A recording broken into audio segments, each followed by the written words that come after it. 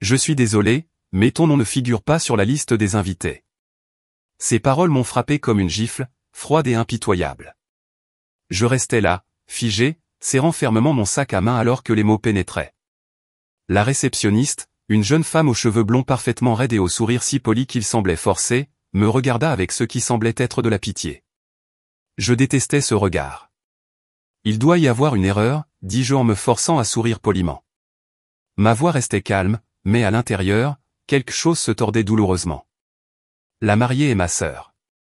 Elle hésita, ses doigts planant sur le papier, et je pouvais le voir dans ses yeux cette brève lueur de doute. Elle n'allait pas trouver mon nom. J'ai senti mon estomac se serrer. Pouvez-vous s'il vous plaît vérifier à nouveau? Ai-je demandé, serrant plus fort le sac cadeau dans ma main, ma voix hésitant légèrement. Elle hocha rapidement la tête, feuilletant les pages comme si elle avait peut-être raté quelque chose la première fois. Chaque seconde s'éternisait, chacune plus lourde que la précédente. De la salle de bal derrière moi, j'entendais une musique douce et le léger tintement des lunettes. Puis, son expression changea.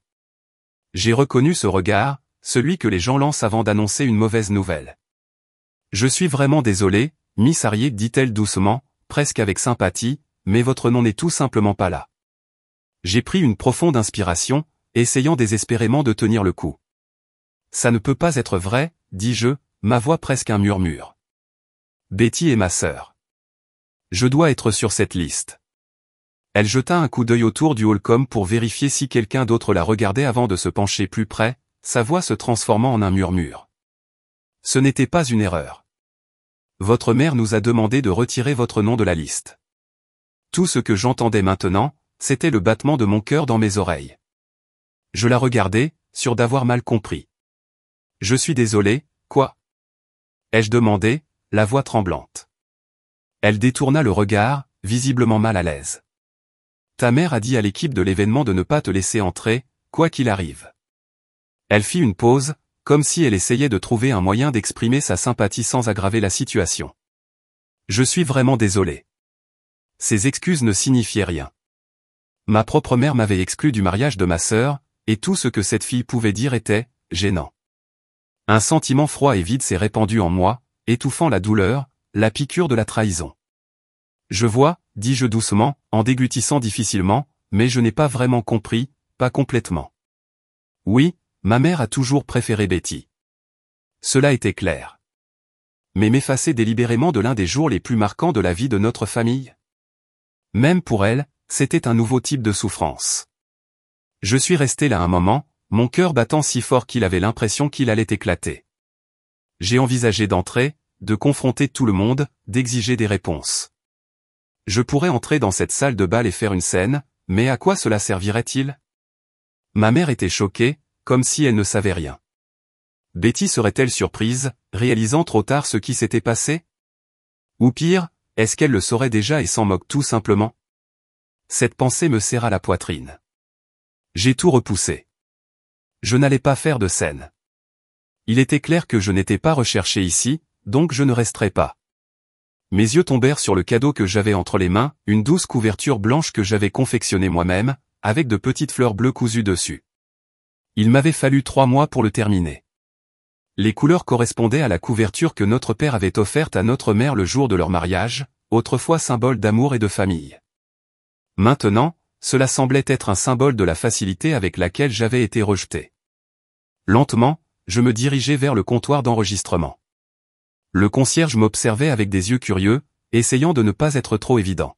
« S'il te plaît, assure-toi que la mariée reçoive ceci », dis-je en posant doucement le sac sur la table. La carte ci-jointe était simple, pour Betty, je te souhaite du bonheur. C'était tout. J'ai ajusté la bandoulière de mon sac à main, me suis retourné et me suis dirigé vers les grandes portes vitrées qui menaient à l'extérieur. Dès que mes talons ont heurté le sol en marbre, je les sentis. Les yeux sur moi. Des murmures. Le poids de la honte pesait sur moi, mais je continuais à marcher, debout, essayant de ne pas le laisser paraître. Dehors, l'air frais de la nuit frappait ma peau. La rue bourdonnait du bruit des voitures qui passaient. Les phares d'un bar sur le toit voisin éclairaient le trottoir, et le doux murmure des rires et des verres teintés dérivait dans l'air. Les gens faisaient la fête. Mais pas moi. Je n'ai jamais été censé participer à cette célébration. J'ai pris une profonde inspiration, mes mains tremblant légèrement alors que je fouillais dans mon sac à main pour récupérer mon téléphone. Je n'aurais pas dû être choqué. Ce n'était pas la première fois que ma mère me faisait me sentir invisible. En grandissant, j'ai toujours été celui que les gens ont oublié. Betty était la favorite. Le parfait. J'étais la femme sérieuse, celle dont la carrière n'était pas assez glamour, celle qui mettait ses propres rêves de côté pour prendre soin de notre père lorsqu'il tombait malade. J'avais utilisé mes économies pour aider Eddie à terminer ses études de droit. Et après le décès de papa, j'ai honnêtement pensé que peut-être ma mère et moi commencions à nous connecter. Mais l'amour dans notre famille était toujours assorti de conditions. Et je n'ai jamais été assez bien. J'ai expiré brusquement et j'ai tenu fermement mon téléphone, mon doigt planant sur le numéro de Betty. Le savait-elle? A-t-elle réalisé que j'avais été exclu de son mariage? Que notre mère avait décidé que je n'étais pas assez important pour être là? J'ai fait une pause. Avant de pouvoir changer d'avis, j'ai tapé sur l'écran et je l'ai appelé. Le téléphone sonna une fois, 2 fois, puis une 3e fois. Ensuite, il est allé sur la messagerie vocale. Elle n'a pas décroché. J'ai regardé l'écran pendant quelques secondes, puis j'ai remis le téléphone dans mon sac à main. J'aurais dû m'y attendre. Peut-être que Betty était juste occupée. Peut-être qu'elle ne savait pas ce que maman avait fait. Ou peut-être, juste peut-être, qu'elle le savait depuis le début. Cette pensée m'a retourné l'estomac. Je me suis détourné de l'hôtel et me suis dirigé vers le trottoir, appelant un taxi. Je ne pleurais pas. Pas ici. Pas maintenant. Mais une chose était claire, s'ils m'avaient chassé de leur vie, je ferais en sorte qu'ils le regrettent. Ce n'était pas la fin de mon histoire. Ce n'était que le début. Le trajet en taxi pour rentrer chez soi était flou.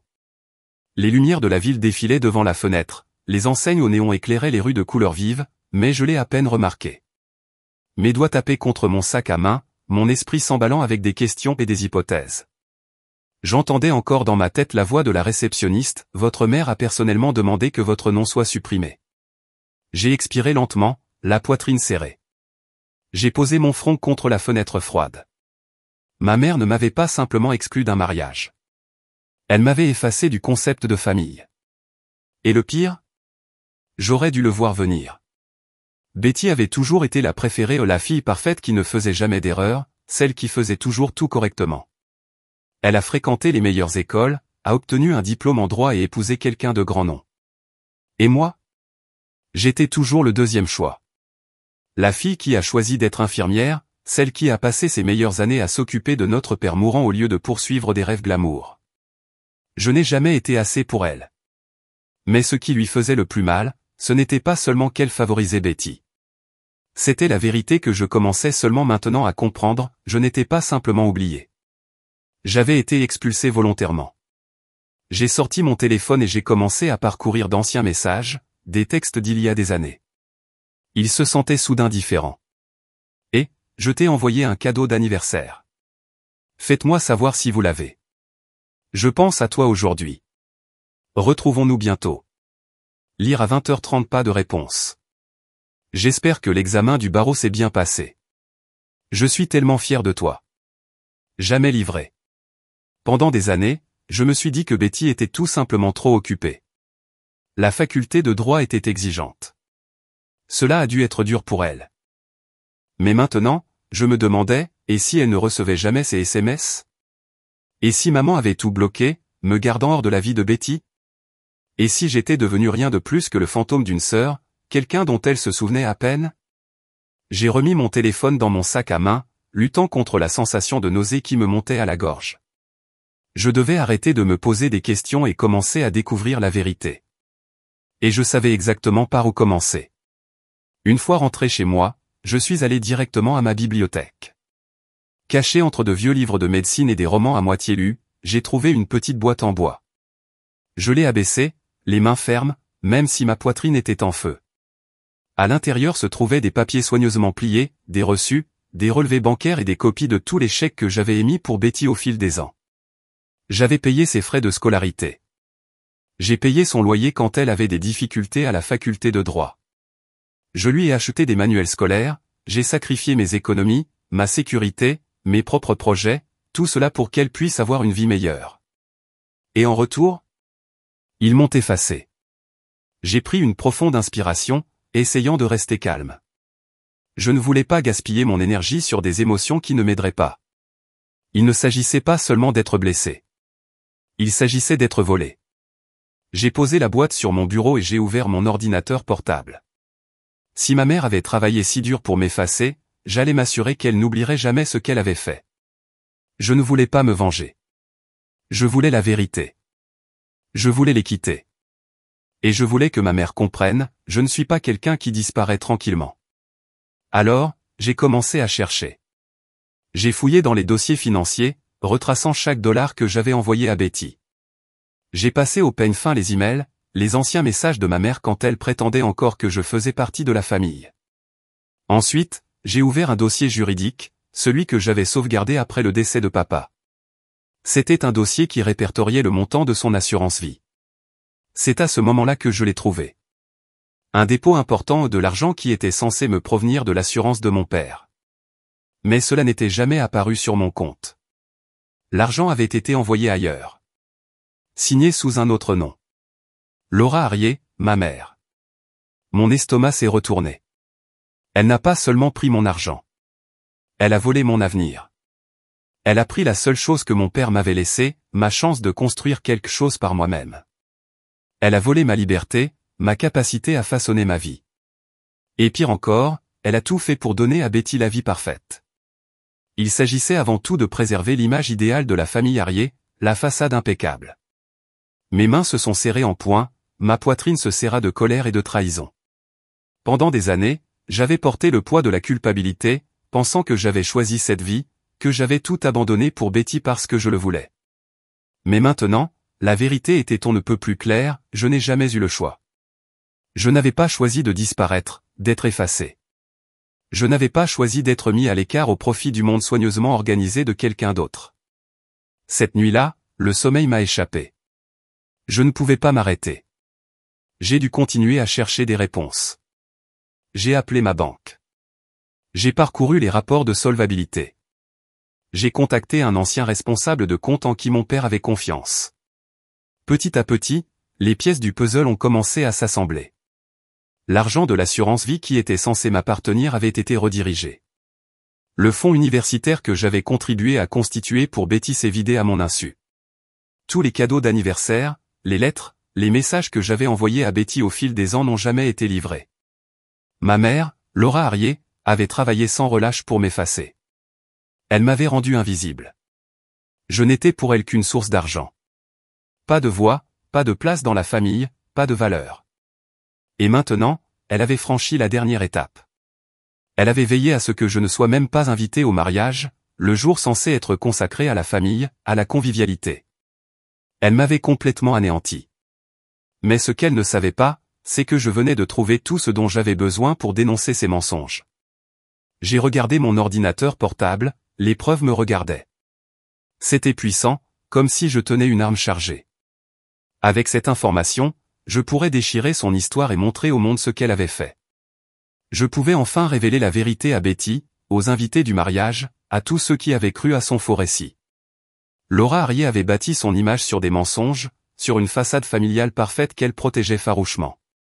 Je pourrais tout détruire avec un seul email, mais je n'allais pas me précipiter. Elle avait passé des années à mentir, à manipuler et à se dissimuler. Je prendrais mon temps pour l'exposer. Quand le moment viendrait, où elle s'y attendait le moins, je veillerais à ce que Laura Harrier comprenne ce que cela faisait d'être oubliée, d'être traitée comme rien. Parce qu'il y a une chose qu'elle n'a jamais vue venir, je ne disparais pas. Je me défends. J'étais assis là, dans la faible lueur de l'écran de mon ordinateur portable, la lumière projetant d'étranges ombres sur les murs. Toutes les informations étaient là.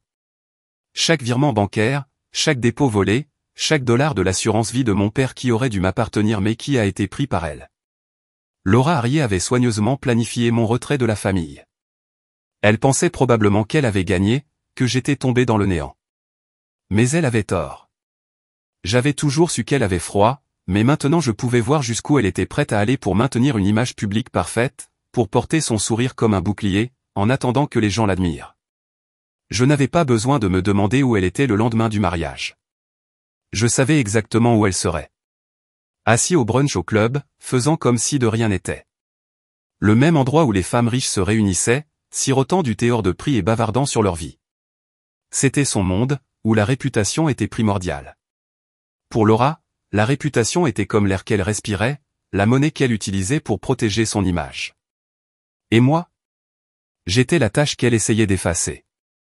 Je l'imaginais déjà là, parfaite dans sa tenue en cachemire crème, les perles captant la lumière du matin, entourée de son groupe habituel d'admirateurs. Il parlait du mariage parfait de Betty, de la façon dont Laura devait être heureuse que tout se soit bien passé et de la tristesse que j'avais choisi de ne pas y assister. La colère en moi s'enflamma, brûlant chaque centimètre carré de mon corps. Laura avait toujours été intouchable, bâtissant son pouvoir sur le mensonge, l'argent volé et la manipulation. Mais chaque château a des fissures, et j'étais sur le point de trouver le sien. À midi, j'avais tout. Relevé bancaire, transfert d'argent, documents financiers, et même de vieux courriels qu'elle m'avait envoyés par négligence. Assez pour relier les points, mais je n'allais pas la faire tomber dans un accès de colère. Ce n'était pas mon style.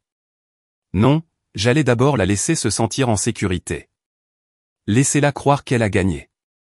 Et puis, au moment où elle s'y attendait le moins, je lui enlevais tout. J'ai pris mon téléphone et j'ai appelé ma mère pour la première fois depuis des mois. Elle répondit à la 3e sonnerie. Sa voix était douce et contrôlée, comme si elle avait déjà prévu quoi dire. « Barbara, je ne m'attendais pas à ton appel. » Bien sûr que non. Elle pensait qu'elle m'avait effacé. J'ai gardé un ton stable. Je pensais qu'il était temps que nous parlions. Peut-être que nous pourrions nous rencontrer. Il y eut une pause à l'autre bout du fil. Je pouvais entendre le léger bruit de son thé en train de siroter. Rencontre? Pourquoi faire? Purifier l'air, dis-je, laissant ces mots rester là juste assez longtemps pour qu'elle ne se sente pas sûre. Laura aimait le contrôle, mais elle aimait encore plus l'idée de gagner. Elle croyait avoir déjà gagné. Alors, comme je m'y attendais, elle a dit, très bien. Rencontrons-nous.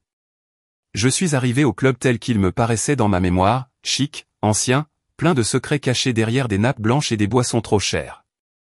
Quand Laura est entrée, elle avait l'air de rayonner. Sa démarche, son sourire, tout ce qui concernait sa puissance criait. Elle s'est assise en face de moi, ses yeux me scrutant à la recherche de tout signe de faiblesse. « Barbara » dit-elle d'un ton froid et d'une voix douce. Elle ne m'a pas serré dans ses bras, n'a même pas fait semblant d'être cordiale. « Tu as l'air bien » a-t-elle ajouté, même si ses yeux racontaient une autre histoire. Elle s'attendait à ce que j'aie l'air brisé, ruiné. J'ai souri en retour, toi aussi. C'était un mensonge, mais je l'ai laissé en profiter. Laissez-lui croire qu'elle a gagné. Elle pensait que j'étais là pour demander pardon, pour faire la paix selon ses conditions. Je lui ai donné 10 minutes pour apprécier ce mensonge. Puis je l'ai cassé. Tu sais, dis-je en posant mon téléphone sur la table, je n'ai jamais vraiment pensé que tu m'éliminerais complètement. Laura haussa un sourcil en sirotant son thé. Tu t'es coupé, chérie, répondit-elle calmement. Tu as toujours été le plus difficile. C'est ainsi qu'elle expliquait tout. Comment elle a justifié de me voler, de me mentir, de me pousser hors de la famille. Elle appelait cela de la discipline, une leçon que je devais apprendre. Mais je connaissais la vérité maintenant. J'ai fouillé dans mon sac à main et en ai sorti une seule feuille de papier, la faisant glisser sur la table vers elle. Son visage est resté calme au début. Mais quand elle a baissé les yeux et a vu ce que c'était une copie du paiement d'assurance vie, celui qui m'était destiné mais qui lui avait été envoyé à la place, la couleur de son visage a disparu. J'ai incliné la tête, regardant son corps se tendre, ses doigts se resserrer autour de sa tasse de thé. Cet argent était censé m'appartenir, dis-je doucement, mais avec conviction. Papa voulait que je l'aie. Elle n'a pas répondu tout de suite, mais je l'ai vu, la lueur dans ses yeux. La fierté, l'arrogance, ça s'est estompé. Elle parla enfin, la voix tremblante. J'ai fait ce qu'il y avait de mieux pour la famille. Non, répondis-je en me penchant légèrement. Tu as fait ce qu'il y avait de mieux pour toi. Puis, pour la première fois, j'ai vu quelque chose de rare chez elle. Ce n'était pas la peur de moi, mais la peur de perdre le contrôle. Elle le savait. Elle savait que j'avais le pouvoir maintenant. Je ne suis pas ici pour discuter, mère, dis-je d'une voix ferme. Je suis ici pour vous donner le choix.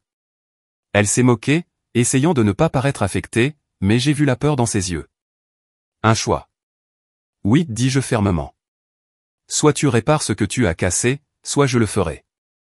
Je laisse le silence planer entre nous, lui permettant de ressentir le poids de ses mots. Je ne mentais pas. J'avais suffisamment de preuves pour m'assurer que tout le monde dans son cercle social savait exactement qui elle était. Sa main trembla légèrement alors qu'elle prenait son thé. Elle a essayé de le masquer, mais je l'ai vu.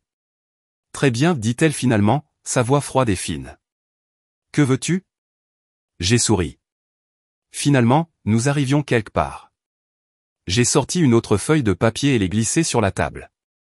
Il s'agissait d'une mise en demeure légale d'un avocat que j'avais contacté la veille. Il décrivait tout ce qu'elle avait emporté, la preuve de son vol et les conséquences juridiques si elle ne remboursait pas. Ses yeux parcoururent rapidement le papier. Elle essaya de garder son visage impassible, mais je vis ses mains trembler légèrement alors qu'elle posait la lettre. « Tu aimerais vraiment aller jusqu'au bout ?» demanda-t-elle, sa voix plus douce maintenant. « Tu ne m'as pas laissé le choix, dis-je calmement. » Un long et lourd silence suivit. Je pouvais voir la vérité pénétrer. Ce n'était pas seulement une menace, c'était une promesse. Elle pourrait essayer de le combattre. Elle pourrait essayer de mentir, de manipuler. Mais au fond, elle connaissait la vérité. Cette fois, elle ne pouvait pas gagner. Le lendemain, j'ai reçu un texto de Betty. « Barbara, maman agit bizarrement. Elle n'arrête pas de poser des questions sur toi. Que se passe-t-il » J'ai regardé le message, mes doigts planant sur mon téléphone. J'ai répondu, « Moi ?» Elle a finalement été attrapée. Un instant plus tard, Betty a répondu, pris en train de faire quoi? Moi, répondis-je. Parce que s'il y a une chose que Laura Harrier n'avait jamais prévue, c'était que sa fille parfaite apprenne la vérité. J'étais prêt à laisser cela se produire. 4 jours plus tard, Betty s'est présentée à ma porte, furieuse et exigeant des réponses. 4 jours avant que les murs que ma mère avait construits ne commencent à s'effondrer. Dites-moi qu'elle ment, dit Betty en tenant les papiers que je lui avais donnés. Je n'ai pas dit un mot. Je n'en avais pas besoin. Elle connaissait déjà la vérité. Je l'ai regardée la frapper comme une vague où toute une vie de mensonges s'effondrant juste devant elle. Elle m'a regardé, la voix tremblante. Tu viens de disparaître. Oui, murmurai-je. Mais je suis de retour maintenant. Elle l'a dit clairement, ses mots coupant la tension, tu t'en fichais d'être trop occupé pour nous. Je serrai la mâchoire, la douleur de son accusation me frappant profondément. Oui, répondis-je, ma voix ferme mais froide. Et qu'est-ce que tu crois maintenant? Elle resserra sa prise sur les papiers qu'elle tenait, les jointures blanches. Je te crois. Et juste comme ça, Laura a perdu son enfant préféré. Betty, celle qui avait toujours été dans son coin, était celle qui allait vers elle maintenant. Mais je n'avais pas besoin d'être là pour savoir comment cela allait se dérouler. Je savais déjà comment ça allait se passer. Laura nierait tout, déformerait la vérité et jouerait la victime comme elle l'a toujours fait. Mais Betty n'était plus la même personne qu'elle était il y a à peine une semaine. Au moment où elle a regardé notre mère dans les yeux et a dit « Je sais ce que tu as fait », c'était fini. Le pouvoir de Laura, qui avait toujours semblé si impénétrable, n'était rien d'autre qu'une illusion soigneusement construite. Cela n'a fonctionné que parce que les gens pensaient qu'elle était trop parfaite pour être remise en question. Mais une fois cette illusion brisée, elle aussi. À la fin de la semaine, j'avais récupéré mon argent. Laura s'est battue à chaque étape du processus où elle a retardé, elle a supplié, m'offrant même de l'argent pour me taire en échange de mon silence. Mais j'ai refusé. Il n'avait jamais été question d'argent. Il s'agissait de lui faire affronter la vérité. Et perdre la chose qui lui tenait le plus à cœur, son image parfaite. Maintenant, Betty le savait, et bientôt tout le monde le saurait aussi. Je n'avais pas besoin de la détruire, elle s'est fait ça elle-même. Je n'étais plus assez stupide pour croire que Laura allait changer. Les gens comme elle ne changent pas. Ils trouvent de nouvelles façons de contrôler les autres, de nouvelles personnes à qui mentir, de nouvelles histoires à raconter. Mais cette fois, il ne restait plus personne à manipuler. Quand j'ai vu Betty s'éloigner d'elle, quand j'ai vu la peur dans les yeux de ma mère alors qu'elle réalisait enfin qu'elle avait tout perdu, j'ai ressenti quelque chose que je n'avais pas ressenti depuis des années. Relief. Pendant si longtemps, Laura avait essayé de m'effacer, de me voler, de réécrire le passé pour me donner l'impression que je n'avais pas d'importance. Mais en fin de compte, c'est elle qui n'est devenue rien. Et moi? J'ai enfin pu repartir à zéro. Comme je le voulais. Sans elle.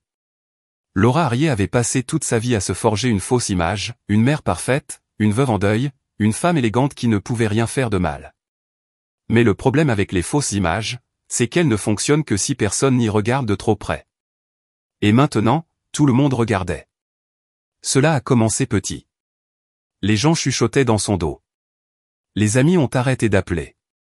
Les invitations ont été ignorées. Dans le monde que Laura avait passé tant d'années à construire, c'était la pire chose qui pouvait arriver.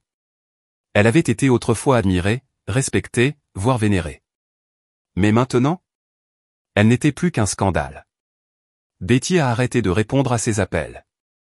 Même les invités du mariage avaient entendu les rumeurs. Au club de Widenham, le même endroit où Laura était autrefois traitée comme une reine, elle n'avait soudain plus de place, ni de bienvenue. Elle avait passé des années à bâtir son pouvoir et son influence, pour ensuite tout perdre en moins d'une semaine.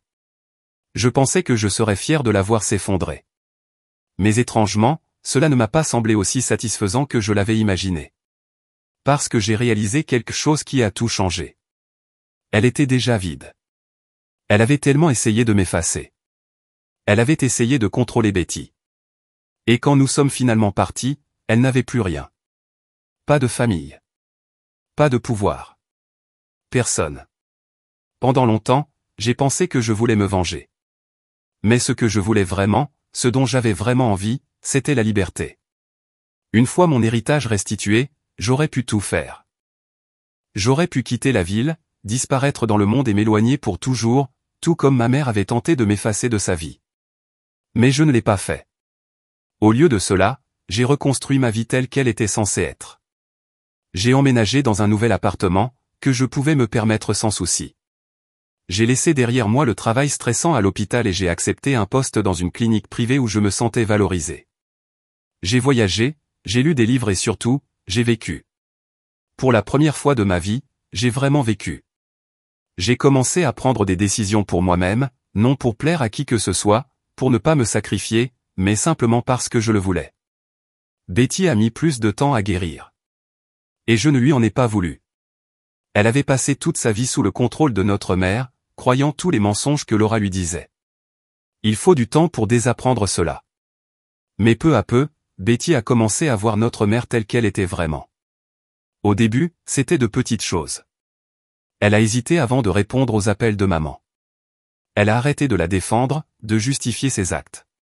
Puis un soir, Betty s'est présentée à mon appartement. Elle se tenait devant la porte, les mains fourrées dans les poches de son coûteux manteau. « Je ne peux pas croire que je ne l'ai pas vue avant », dit-elle doucement, sa voix usée et honnête. Je l'ai laissée entrer, je nous ai préparé du café et pour la première fois depuis des années, nous avons parlé comme de vraies sœurs. Pas comme deux femmes prises au piège d'une rivalité.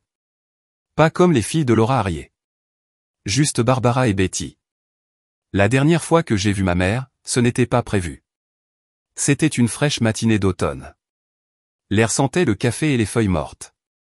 Je l'ai vue assise seule devant un café. La femme qui était autrefois au centre de chaque événement n'était plus qu'un visage parmi la foule. Elle leva les yeux et croisa mon regard pendant une fraction de seconde. Je me demandais, dirait-elle quelque chose? Est-ce qu'elle s'excuserait? Admettrait-elle qu'elle avait tort? Elle ne l'a pas fait. Elle a juste soulevé sa tasse de café, m'a fait un faible sourire et a détourné le regard. Car dans son esprit, Laura Harrier ne perd jamais. Elle passe simplement à autre chose. Et à ce moment-là, j'ai réalisé quelque chose. J'avais déjà perdu trop de temps à essayer de lui faire remarquer. Alors je me suis retourné et je suis parti. Cette fois, pour de bon. Il m'a fallu beaucoup de temps pour arrêter de porter sa voix dans ma tête, la voix qui me disait toujours que je n'étais pas assez bien. Mais voici la vérité sur la guérison, cela ne se produit pas d'un seul coup. Cela vient par petits instants.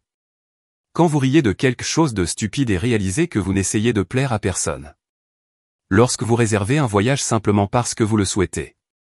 Lorsque vous vous regardez dans le miroir et que vous vous voyez enfin tel que vous êtes vraiment. Je n'ai pas gagné en détruisant ma mère. J'ai gagné parce que j'ai créé quelque chose de meilleur, quelque chose de vrai, quelque chose qui m'appartenait. Et je n'ai jamais regardé en arrière parce que la meilleure forme de vengeance est de vivre une vie qu'on ne peut pas gâcher. La trahison se présente sous différentes formes et tailles. Parfois, c'est fort et clair. D'autres fois, cela se cache dans les fissures des personnes que nous aimons. Mais la vraie question n'est pas de savoir si vous avez été trahi. C'est ce qu'on fait après. Alors dites-moi, si quelqu'un essayait de vous effacer de sa vie, vous volez et réécrivez votre histoire sans rien demander, riposteriez-vous ou partiriez-vous et construiriez quelque chose de mieux?